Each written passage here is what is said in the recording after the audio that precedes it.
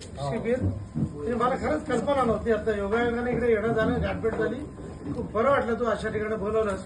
कारण कुठल्याही क्षेत्रामध्ये काय मी सांगायची गरज नाहीये, व्यवस्थापन प्रॉपर नसेल तर कुठलीच गोष्ट प्रॉपर होत नाही. शेवटी काय कलाजीवन जरी असलं, तुम्ही काही सगळ्या कलाजीवनाचे आता निगडीत प्रश्न तुम्ही विचारता, पण कलाजीवन काय किंवा जीवन काय, शेवटी जीवनाचा एक भाग हे कलाजीवन असतं. कलाजीवन जीवनाचाच एक भाग आहे.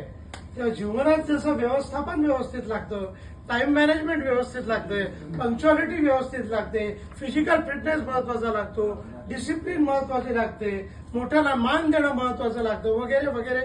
बेसिकली कल्चरल डेव्हलपमेंटची स्वतःच्या मनाची मशागत, आत्मचिंतन वगैरे या गोष्टी कॉमन असतात.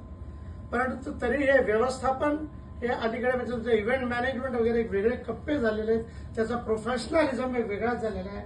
पण व्यवस्थितपणे कुठल्याही गोष्टीचं आयोजन नियोजन करणं, त्यालाच आता व्यवस्थापन किंवा इव्हेंट मॅनेजमेंट म्हटलं जातं. की आपण कागदोपत्री सादर करायचो, त्याला आता एक प्रोफेशनल झालं. सो कुठल्याही क्षेत्रात पुढे जाण्यासाठी आवश्यक आहे.